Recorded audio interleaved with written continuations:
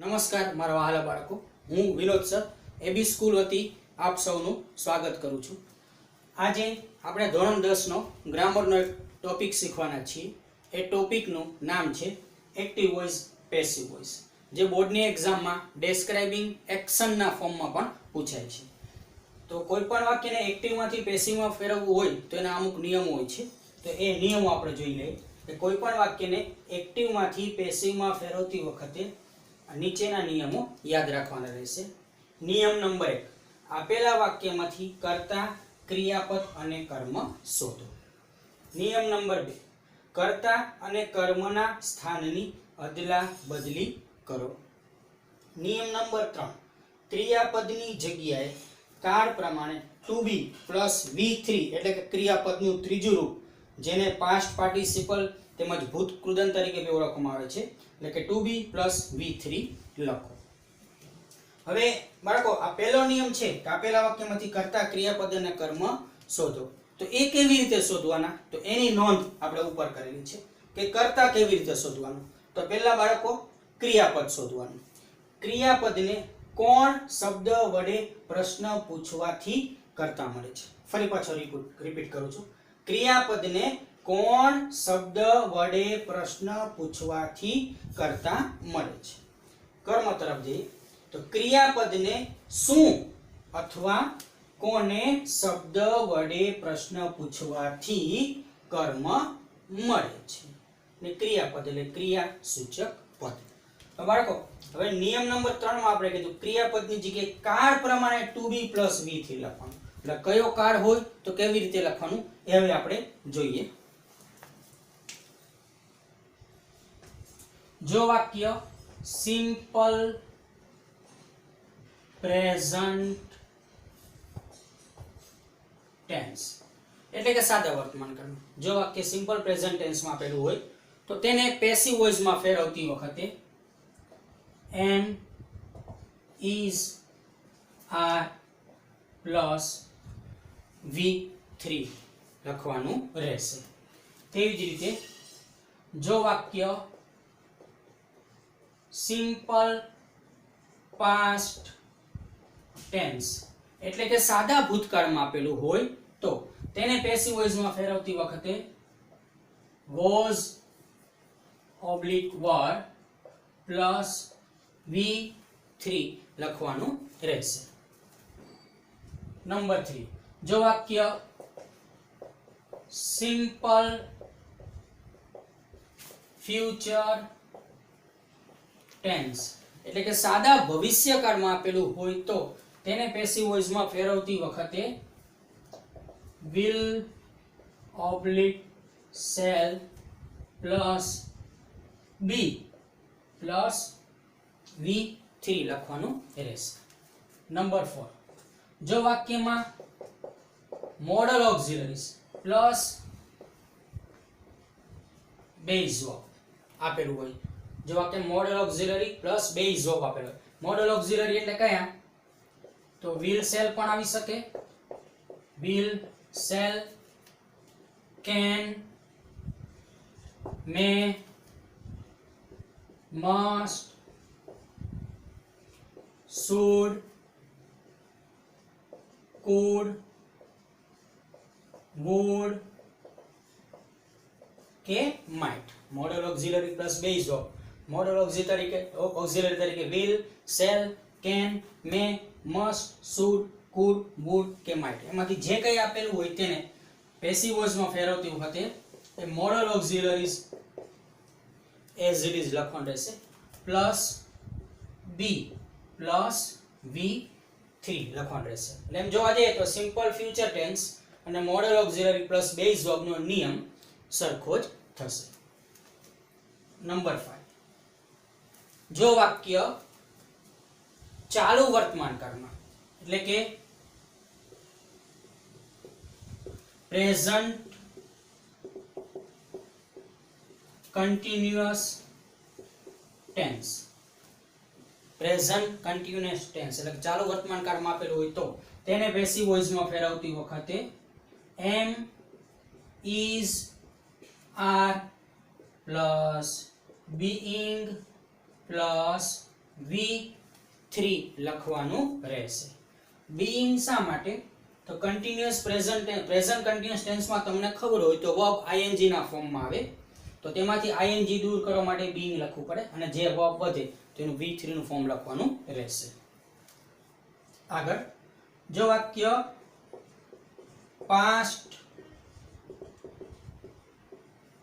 Continuous tense એટલે કે ચાલુ ભૂતકાળમાં આપેલું હોય તો તેને પેસિવ વોઇસમાં ફેરવતી વખતે was oblique were plus being plus V3 લખવું. આગળ જો વાક્ય પૂર્ણ વર્તમાન કાળ એટલે કે પ્રેઝન્ટ પરફેક્ટ ટેન્સ એટલે કે પૂર્ણ વર્તમાન કાળમાં આપેલું હોય તો તેને પેસિવ વોઇસમાં ફેરવતી વખતે have oblique has plus been plus V3 લખવાનું રહેશે. જો વાક્ય પાસ્ટ પરફેક્ટ ટેન્સ એટલે કે પૂર્ણ ભૂતકાળમાં આપેલું હોય તો તેને પેસિવ વોઇસમાં ફેરવતી વખતે had plus been plus V3 લખવાનું રહેશે. જો વાક્ય પૂર્ણ ભવિષ્યકાળ એટલે કે ફ્યુચર પરફેક્ટ ટેન્સમાં આપેલું હોય તો તેને પેસિવ વોઇસમાં ફેરવતી વખતે will oblique shall plus have plus been plus V3 લખવાનું રહેશે. એટલે ધોરણ 10 ના સિલેબસમાં જે ટેન્સ આવે છે એને રિલેટેડ જે પેસિવ વોઇસમાં લખવાનું હોય તો એ આપણે બધું લખી નાખ્યું છે. Simple present tense, simple past tense, simple future tense, modal auxiliary plus base verb, present continuous tense, past continuous tense, present perfect tense, past perfect tense અને ફ્યુચર પરફેક્ટ ટેન્સ. ઓકે બાળકો, હવે થોડું આપણે આગળ વધીએ. આગળ જોઈએ બાળકો, નોટ લખી લઈએ. Note number 1. તો તેમાં કર્તા જ્યારે કર્મના સ્થાને જાય ત્યારે કર્તાની આગળ by એટલે કે બાય બ્રેકેટમાં એનો મીનિંગ રાખીએ ના દ્વારા લખવામાં આવે છે. એક્ટિવમાંથી પેસિવમાં ફેરવીએ એટલે કર્તા કર્મના સ્થાને જાય ત્યારે તે કર્તાની આગળ બાય લખવું પડે છે. Note number 2. કોઈ પણ વાક્યને એક્ટિવ માંથી પેસિવ માં ફેરવતી વખતે નીચે મુજબ ફેરફાર કરવો. એક બાજુ લખીએ એક્ટિવ, સામે લખીએ પેસિવ. એક્ટિવ વોઇસમાં કર્તા તરીકે આય આપેલો હોય તો તેને પેસિવ વોઇસમાં ફેરવતી વખતે એ કર્મના સ્થાન પર જાય તો આયના પ્લેસ પર લખવું પડશે બાય મી. તેવી રીતે સબ્જેક્ટ તરીકે વી આપેલું હોય તો આપણે લખવાનું રહેશે બાય અસ. સબ્જેક્ટ તરીકે યુ આપેલું હોય તો આપણે લખવું પડશે by you. Third person singular he આપેલું હોય તો by him. she આપેલું હોય સબ્જેક્ટ તરીકે તો by her. it આપેલું હોય તો by it. અને થર્ડ પર્સન પ્લુરલ સબ્જેક્ટ તરીકે they આપેલું હોય તો પેસિવ વોઇસ માં ફેરવતી વખતે લખવું પડશે by them. તો આ છે નોટ નંબર 1 અને 2. કર્તા જ્યારે કર્મના સ્થાને જાય ત્યારે કર્તાની આગળ by લખવામાં આવે છે અને એક્ટિવ માંથી પેસિવ માં ફેરવતી વખતે જ્યારે સબ્જેક્ટ પાછળ જાય તો તેમાં આ પ્રમાણે ફેરફાર થાય છે. I નું by me, we હોય તો by us, you હોય તો by you, he હોય તો by him, she આપેલું હોય તો by her, it આપેલું હોય તો by it, they આપેલું હોય તો by them. Not number 3. જો વાક્યમાં do, does કે did આપેલું હોય તો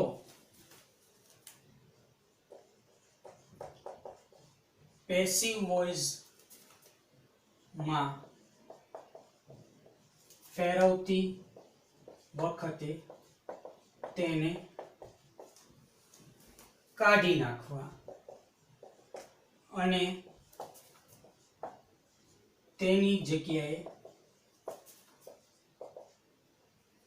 જગ્યાએ કાર્ડ પ્રમાણે to be plus v3 લખો. ડુ ડઝ કે ડીડ સહાયકારક ક્રિયાપદ તરીકે આપણે એ મોટા ભાગે પ્રશ્નાર્થ અને નકાર વાક્યમાં જ આવશે. જો ડુ ડઝ કે ડીડ આપેલું હોય તો પેસિવ વોઇસ માં ફેરવતી વખતે તેને કાઢી નાખવા અને તેની જગ્યાએ કાર્ડ પ્રમાણે to be plus v3 લખો. એટલે કે do oblique does plus base verb આપેલું હોય, do oblique does plus base verb આપેલું હોય તો પેસિવ વોઇસ માં ફેરવતી વખતે તેના પ્લેસ પર લખવું પડશે am, is, are plus v3. કેમ તો do ને does બંને સિમ્પલ પ્રેઝન્ટ ટેન્સ માં આવે એટલે એમાં સિમ્પલ પ્રેઝન્ટ ટેન્સ નો નિયમ લાગશે. તેવી રીતે did plus base verb આપેલું હોય, did plus base verb આપેલું હોય તો did કાઢી નાખવું અને તેની જગ્યા પર was oblique were plus v3 લખવાનું રહેશે. કેમ તો did સિમ્પલ પાસ્ટ માં આવે, સાદા ભૂતકાળમાં આવે એટલે તેના માટે આપણે સાદા ભૂતકાળના નિયમ પ્રમાણે was oblique were plus v3 લખવાનું રહેશે. તો આ છે પેસિવ વોઇસના નિયમ. કયો કાર હોય તો કઈ રીતે લખવું એ બધું જ બાળકો વ્યવસ્થિત રીડ કરવાનું રહેશે. હવે આના પર આધારિત આપણે થોડા એક્ઝામ્પલ જોઈ લઈએ. Example number 1.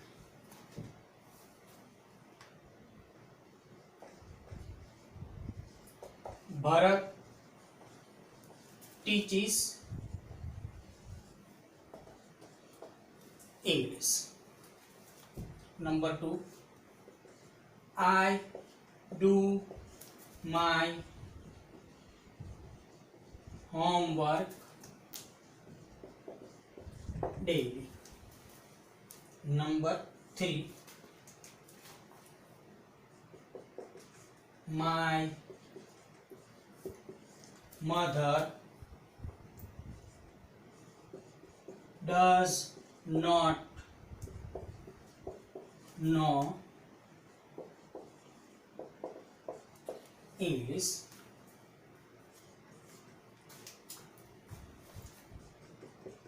My sister drew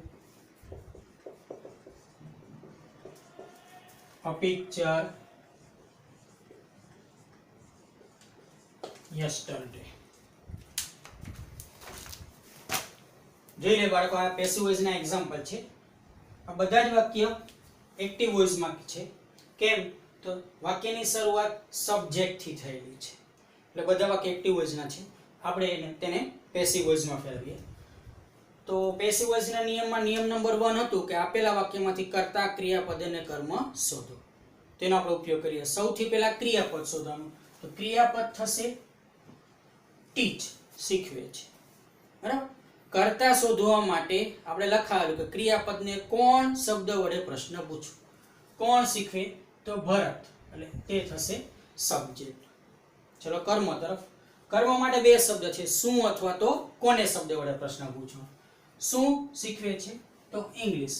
આ થઈ ગઈ ઓબ્જેક્ટ. એટલે આપેલા વાક્યમાંથી કર્તા, ક્રિયાપદ અને કર્મ શોધો. બીજો નિયમ, કર્તા અને કર્મના સ્થાનની અદલા બદલી કરો.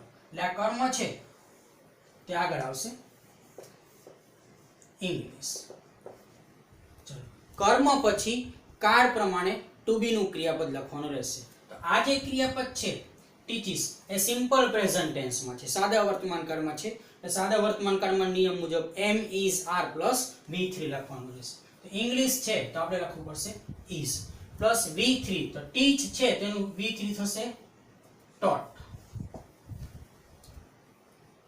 English is taught.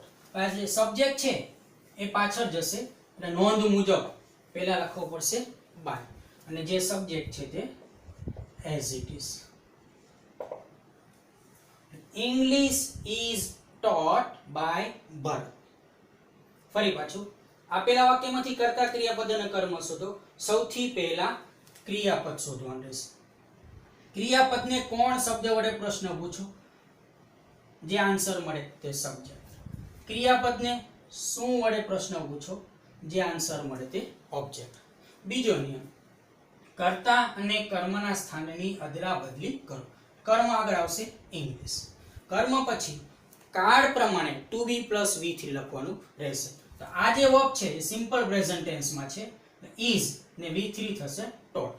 સબ્જેક્ટ પાછળ જશે એટલે બાય પ્રત્યય ને એઝ ઇટ ઇઝ. નાઉન છે, નામ છે એટલે એઝ ઇટ ઇઝ લખવું પડશે. English is taught by Bharat. Next પર છે I do my homework daily. હું મારું હોમવર્ક દરરોજ કરું છું. તો વર્બ થશે ડુ. ચલો કોણ કરે? તો આઈ. સબ્જેક્ટ. શું? તો માય હોમવર્ક ઓબ્જેક્ટ. પહેલો નિયમ આપેલા વાક્યમાંથી કર્તા, ક્રિયાપદ, કર્મ શોધો. બીજો નિયમ, કર્તા અને કર્મના સ્થાનની અદલા બદલી કરો.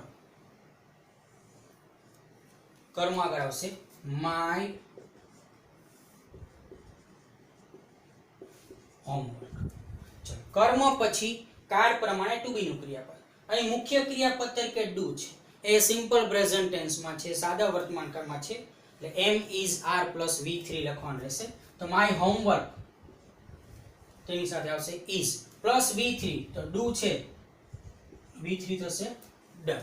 સબ્જેક્ટ પાછળ જશે એટલે બાય, અને આઈ ના પ્લેસ પર me. Other words daily. My homework is done by me daily. Third પર છે my mother does not know English. Verb થશે નો. મારા મમ્મી ઇંગ્લિશ જાણતા નથી, અંગ્રેજી ભાષા જાણતા નથી. તો કોણ જાણતું નથી? My mother subject. શું જાણતા નથી? English language. English object. આપેલા વાક્યમાંથી કર્તા, ક્રિયાપદ અને કર્મ શોધો. બીજો નિયમ, કર્તા અને કર્મના સ્થાનની અદલા બદલી. કર્મ આગળ આવશે ઇંગ્લિશ. ચલો ડઝ નોટ આપેલું છે અને નોટ નંબર 3 માં આપણે લખાવેલું. જો વાક્યમાં ડુ, ડઝ કે ડીડ સહાયકારક ક્રિયાપદ તરીકે આપેલા હોય તો તે કાઢી નાખવા અને તેની જગ્યાએ કાળ પ્રમાણે ટુ બી નું ક્રિયાપદ. તો ડઝ છે તે સિમ્પલ પ્રેઝન્ટ ટેન્સમાં આવે છે એટલે એમ ઇઝ આર. નેગેટિવ છે એટલે વચ્ચે નોટ આવશે પ્લસ V3. તો ઇંગ્લિશ સાથે આવશે ઇઝ નોટ.